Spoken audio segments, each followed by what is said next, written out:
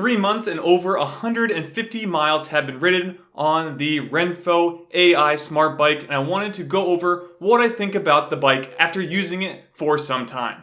So the RENPHO AI Smart Bike is just that. It is a spin bike that you can use at home in order to do your cardio, similar to what you do for pedaling a bike or taking a spin class, and it's able to change the resistance of the bike while using it, making it so you don't have to do anything like spin a dial or do any manual work. It comes with an app that has some pre-loaded courses that you can do. You can use the bike on its own and just change the dial, but if you want to hook it up and use Bluetooth with your phone or tablet, you can do that as well and follow along with the courses they provide with this bike. So here are some reasons I decided to buy this bike 3 months ago and pretty much bought it on the day I saw it hit Amazon.com. First, and probably one of the most important reasons I bought this spin bike, is that it has no monthly fees, unlike many of the major brands that are out there today. They tend to cost in the thousands of dollars, and with a fee on top of that, that can be pretty pricey, but this one you just buy the bike and it has no monthly fees, which is something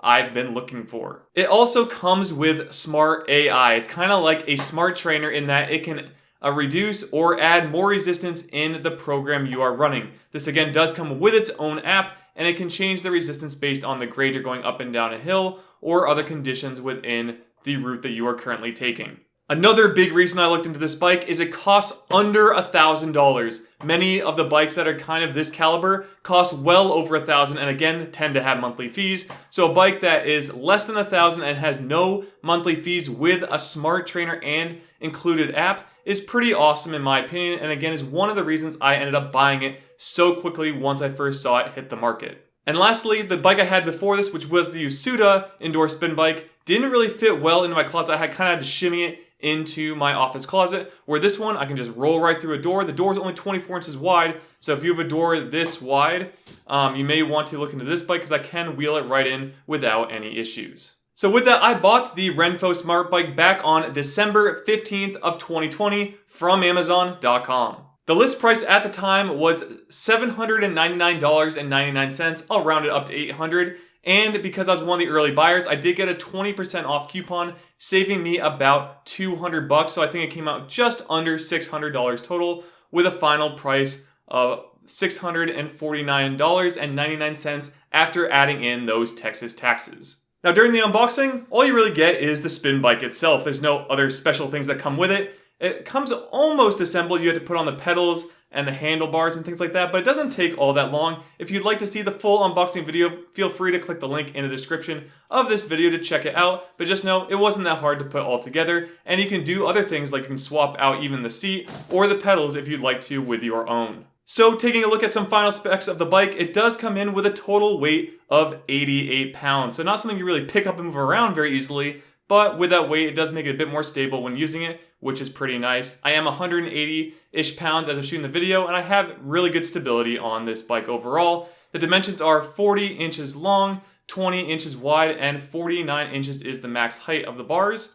And then the max weight allowed on the bike, according to RENPHO, is 265 pounds. And of course, it comes with an included app called the AI Gym, which connects via Bluetooth to your phone or tablet, and then again allows you to hook up to any of the courses that they have listed within it and tracks your progress over time. Now you can also adjust the handlebars and the seat height if you need to, which I had to do when setting it up initially to make sure I had everything properly set up and ready to go. Now after all that, let's take a look at the pros of the RENPHO AI Smart Bike after using it for 3 months. So as I mentioned earlier, this one actually fits very easily into my closet. My closet has a doorway of 24 inches wide, so you want to make sure you can wheel it in easy. They do have wheels at the bottom, so you kind of just put the handlebars down, push it in, set it down, and you're ready to go. It fits with all my other equipment as well in that small office space, so it is nice to get it in there, and then I can close the door afterwards. What's also nice is it does come with a dial that you can manually turn if you'd like, to change the resistance up and down. If you turn to the right, the resistance goes up, and if you turn it down, the resistance is reduced. Now it uses what's called smart motor damping, which I'm not quite sure how that really works in the end, kind of like a magnetic kind of resistance thing, but it's not so harsh as doing it with one of those turn dials like a spin bike has, where you don't really know what you're working with. I actually get some kind of number feedback to kind of tell if I'm progressing or regressing over time with my training. Now, the AI gym app that does come with the RENPHO bike, which is free, can also change this motor dampening up and down with the resistance depending on the courses you choose. So you will do something like take an initial test, it'll give you a number feedback, and then use that number to change the courses to make them easier or harder over time so that you can progress in a natural manner. So the AI gym app comes with 3 separate style of courses. They are the power course, the video course, and the riding challenge. Now the riding challenge I'll get into because it is 2 different style setups, but just know those are the 3 main categories you get when you have the RENPHO app. So the first one is the power course, and this is one I tend to do quite a lot. So as you're using the power course, you will get a graph that has either a high or low bar graph, and the lower the bar, the easier it is, and the higher the bar, the harder it is. And again, this is based off what's called your FTP. And it can then take that number and give you the proper feedback and changes it automatically for you in these power courses. And again, this is probably the most common one I run for my workouts. Next up, you have a video course, and this is very similar to the spin style training you may get in one of the apps today, such as like in Peloton or another device. This is where you have a trainer, or in this case, 3 trainers on the screen with you, and then they kind of go through and talk you through what you are doing and making it, I guess, a little more fun if you want a trainer style setting. I rarely use this except for demonstrating in these videos. I actually haven't done one normally, so just know I really don't use it that much, but it is there if you're someone who enjoys the class style more. And the last one is the riding challenge. So this is really 2 different split styles that they have. One is a video style course where you actually are in certain locations in the world, and they have it kind of where someone did it the route before you, and you bike along on maybe like a seacoast or something like that. Pretty common with other apps out there, but they do provide a few courses here. The other one, and this is one I do like to do a lot, is a race style course where they give you a map and you're just a little icon on that like Google style map, and you're racing someone from a start to a finishing point, and they try to match you up with people that meet your current skill level.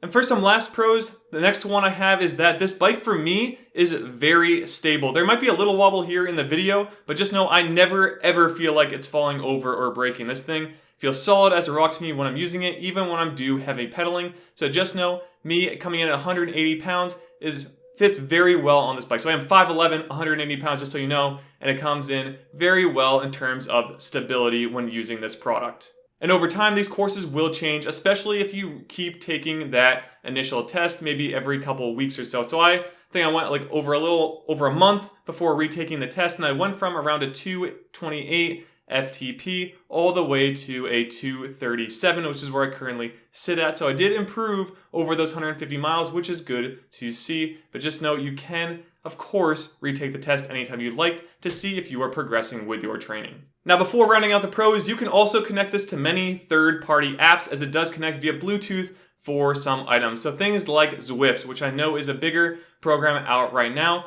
does connect to the RENPHO AI Smart Bike and connects on a couple of the different items you need to track your progress, so you don't need to hook it up. Just note, heart rate is not something currently set up on the RENPHO AI bike. It does have a section in the app showing heart rate, but I looked at the FAQ page, and right now it doesn't connect to anything, so they must still be developing it. But I feel like they should have this out by now, but until they get that ready, or maybe I could hook up something like my Fitbit to it, there is no current third-party connections for heart rate, but does connect on other things like cadence and power output. Those kind of things get connected for Zwift and other third-party apps. And with that, let's jump over to the cons list of the RENPHO AI Smart Bike. So my first con, and I mentioned this in my last 30-day review, is that I'm still not a huge fan of the style. It's not like that sporty style bike I really like, but again, it does do the job. I think it just kind of looks like an old style bike for some reason that they made. But again, it does the job. It doesn't have those membership fees. It's pretty cheap for an actual smart bike, so I can't complain too much in terms of the overall design if it gets what I need it to do in my workouts. As I just mentioned previously, there is a heart rate section in many of the actual trials you may do, but there is no third-party connector at this time. I have a Fitbit that I could hook up to it because that has heart rate, but it doesn't support it yet, which is kind of a bummer, as I've had this for, again, 3 months now, and they still haven't implemented that in. So they've added it in the UI, but have not actually allowed me to connect anything to it to track my heart rate.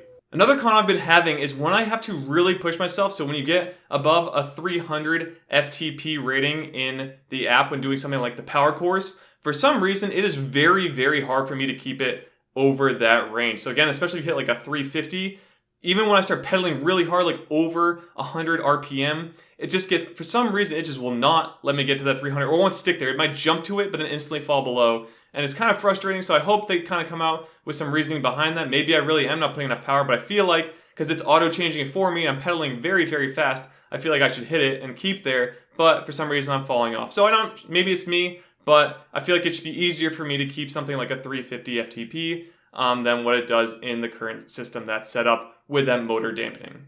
But just know everything below a 300 really does stay pretty constant. So for some reason, once I hit above 300 is where I only see this calculation in the app becoming an issue. Also, when you start pedaling really hard, now I don't really do sprinting on the bike, I just kind of pedal pretty hard to do my bike rides, it can get decently loud. Now this bike doesn't make a loud rattling noise, it's more of a hum sound, so when you're normally biking, it's just kind of a low hum that you hear. But when you start really pedaling it, it can get kind of loud, so if someone may be sleeping right next door, you could wake them up. But my wife's 2 doors down, so she doesn't hear it at all, which is good for my bike training in the morning when I really start to put the bike to the test. Coming up to the end of the cons, one thing I don't like about the bike is that it only comes with one set or style of handlebars that you can use. It would be kind of cool if you could maybe swap them out for something more racy style bike riding, but again, it only comes with the one option that you have. Maybe you could find a third party that could build one for you, but I haven't seen anything that you could replace it with, so I wish they would have some other handlebar types or something you could look into buying. For what I use it for, it works fine, but I know some other maybe more experienced riders would like different style handles to use.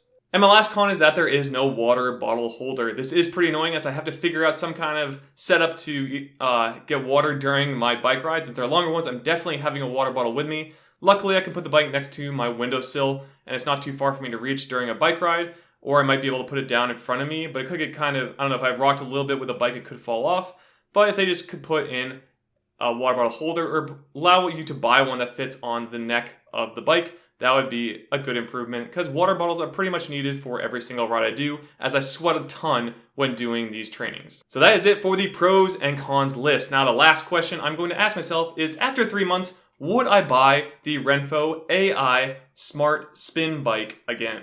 And to this day, I would definitely still buy it. For a bike you can get for $800 or less, no monthly fee, and comes with smart AI motor dampening. And I'm not really a crazy cyclist, I'm not racing anything. It's really just to stay in shape and keep my legs in check. It does everything I need it to do while saving a lot more money than if I bought many of the other smart bikes on the market today. Yes, there are other bikes like the Yosuda indoor spin bike that are cheaper, but they don't come with the AI changing pieces in the app. You have to manually do it. So I don't get any kind of feedback on if I'm improving or not improving, which I'm always looking to see if I am actually getting better over time. So a big plus to me is having that data that I can work with. So that is why I really think this is a great thing you can implement into your home workouts if you have the money, want to do biking, and have the means to do so.